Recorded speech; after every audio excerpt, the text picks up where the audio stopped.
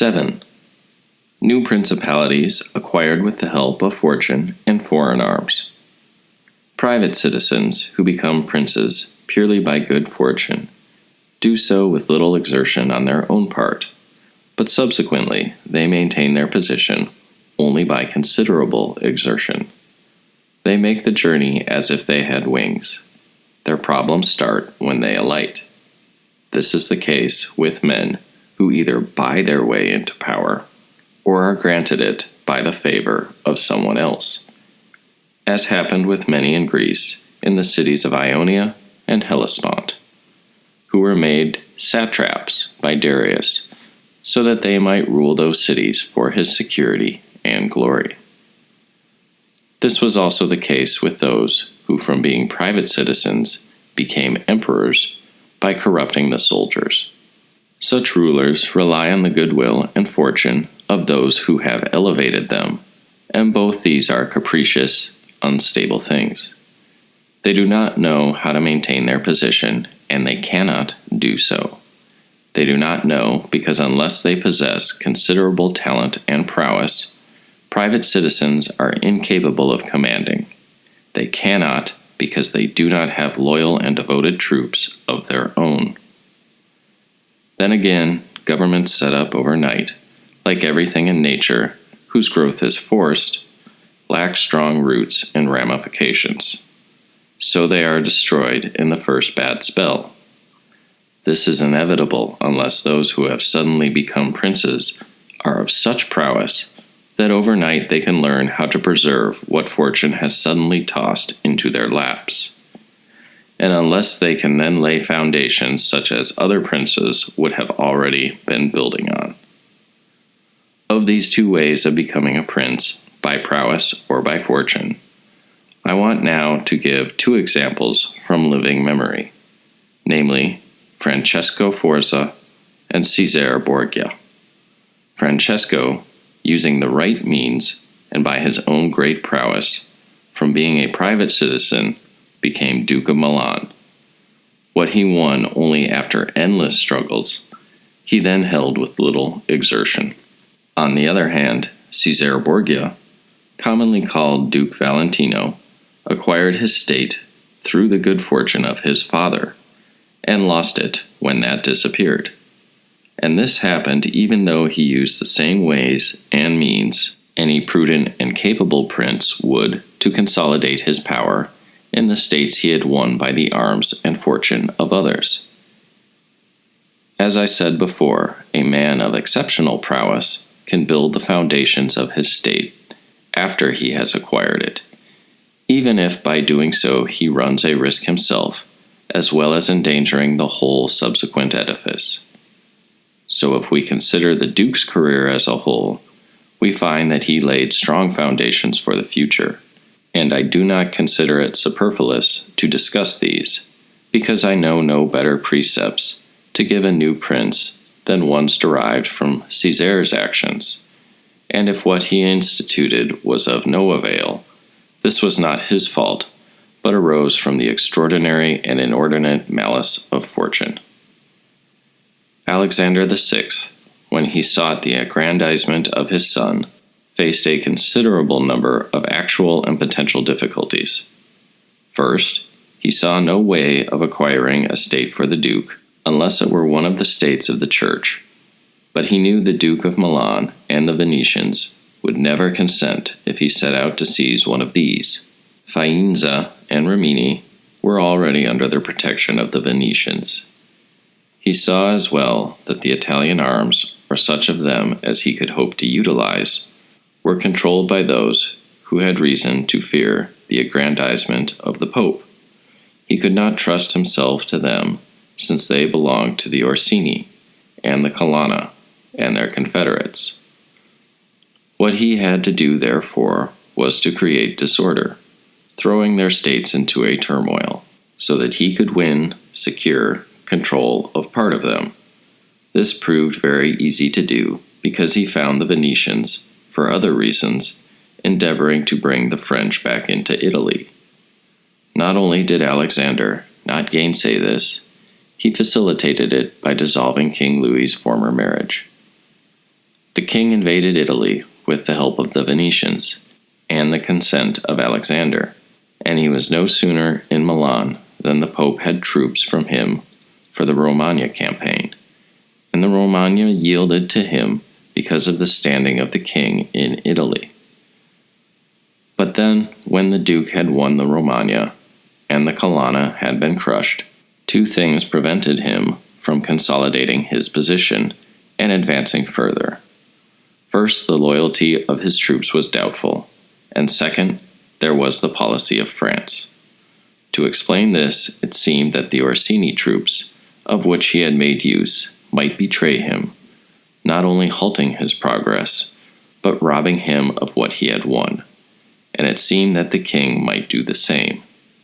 He had one confirmation of these fears when, after the capture of Faenza, he assaulted Bologna and saw the Orsini troops go into battle half-heartedly.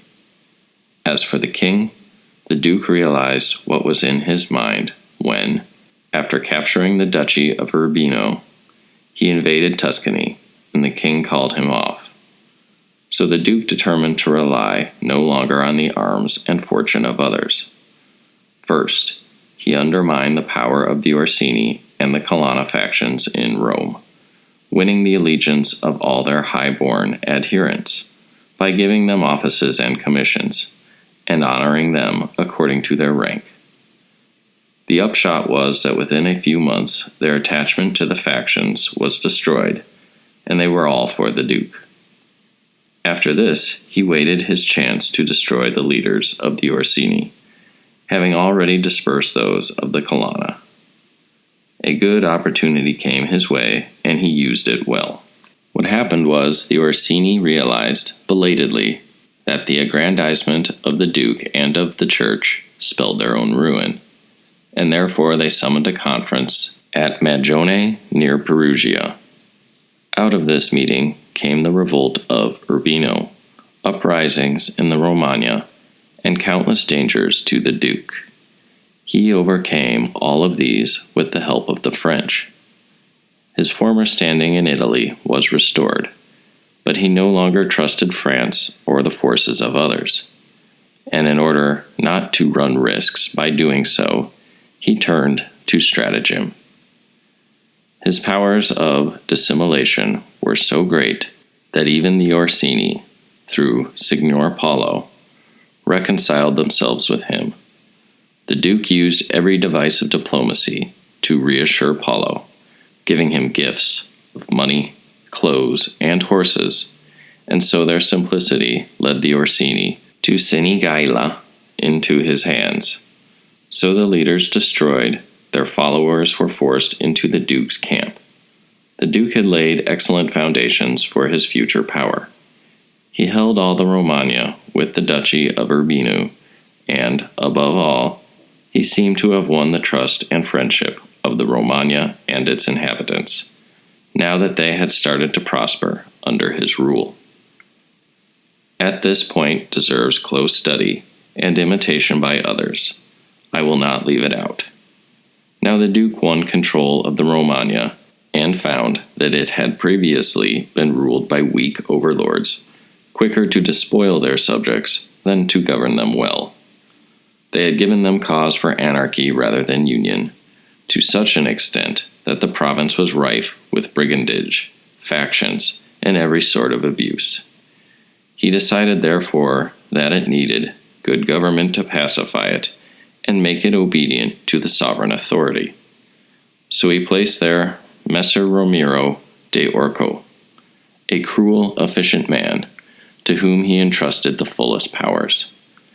In a short time, this Ramiro pacified and unified the Romagna, winning great credit for himself. Then the Duke decided that there was no need for this excessive authority, which might grow intolerable, and he established in the center of the province a civil tribunal under an eminent president, on which every city had its own representative. Knowing also that the severities of the past had earned him a certain amount of hatred, to purge the minds of the people, and to win them over completely, he determined to show that if cruelties had been inflicted, they were not his doing, prompted by the harsh nature of his minister. This gave Caesar a pretext. Then, one morning, Ramiro's body was found cut in 2 pieces on the piazza at Cesena, with a block of wood and a bloody knife beside it. The brutality of this spectacle kept the people of the Romagna at once appeased and stupefied. But let us go back to where we were before that digression. The Duke found himself in a position of considerable power and, in part, safe against immediate threats, through possessing his own troops and having largely destroyed the forces of those who were near enough to do him harm. Then, wanting to expand further, he still had to go carefully regarding France, because he knew this would not have been allowed by the king, who had belatedly realized his mistaken policy. So Caesar started to seek new alliances and to temporize with France when her troops were on the expedition towards Naples, directed against the Spaniards who were besieging Gaeta. His intention was to secure Spanish support, and he would have had immediate success if Alexander had lived.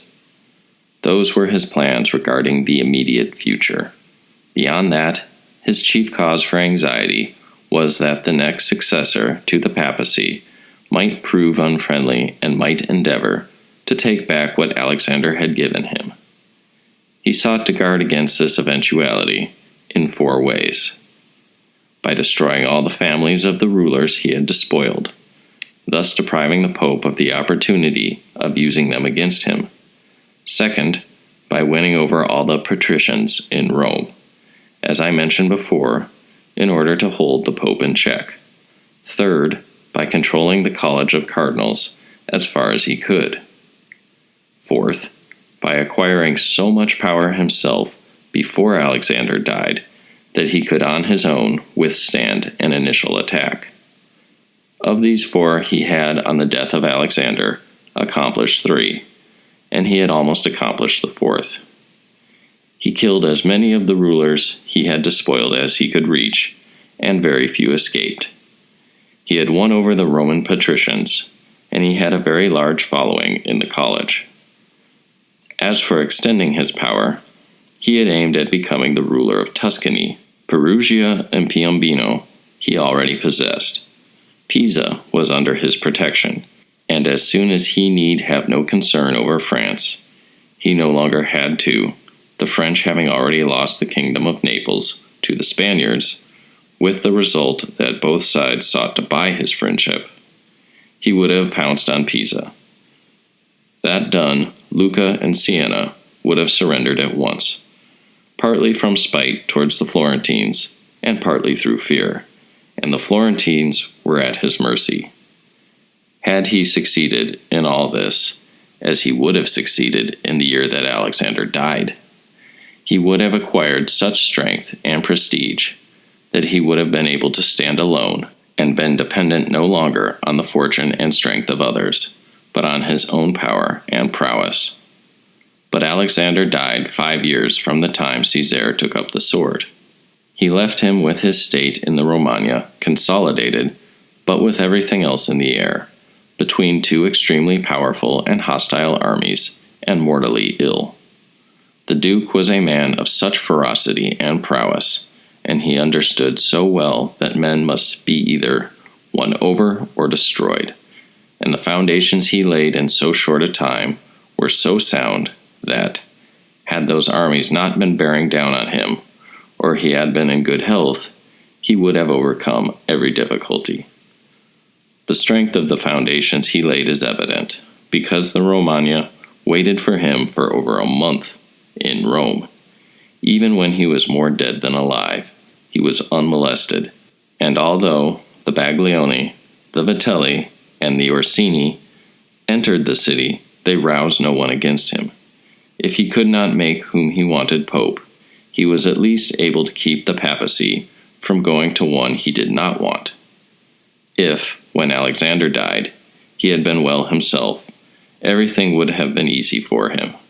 And he himself said to me, the day Julius II was elected, that he had thought of everything that could happen when his father died, and found a remedy for everything, except that he never thought that when he did so, he himself would also be at the point of death.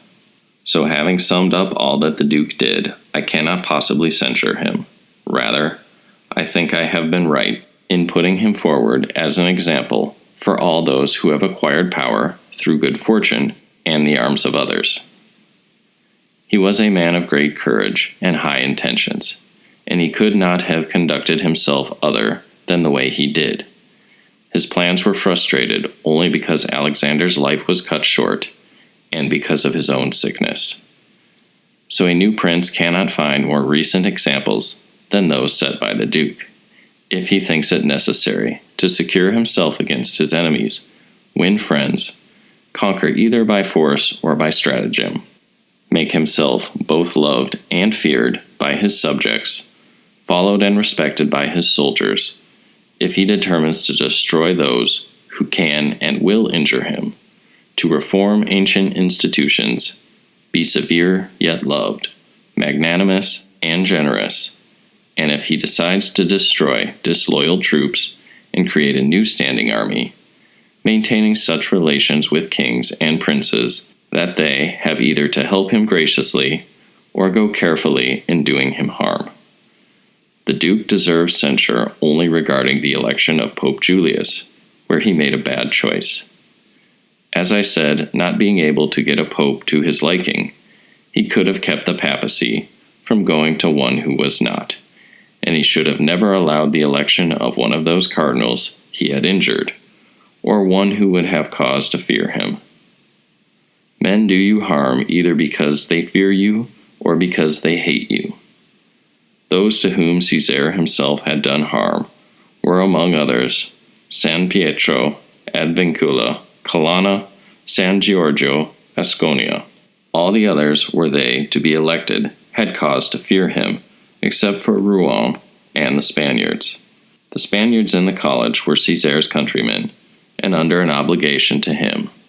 Rouen was powerful in his own right, having the backing of the Kingdom of France. The Duke's aim, first and foremost, should have been to get a Spaniard elected pope, and, failing that, to let it be Rouen, not San Pietro ad Vincula. Whoever believes that with great men new services wipe out old injustices deceives himself. So the Duke's choice was a mistaken one, and it was the cause of his ultimate ruin.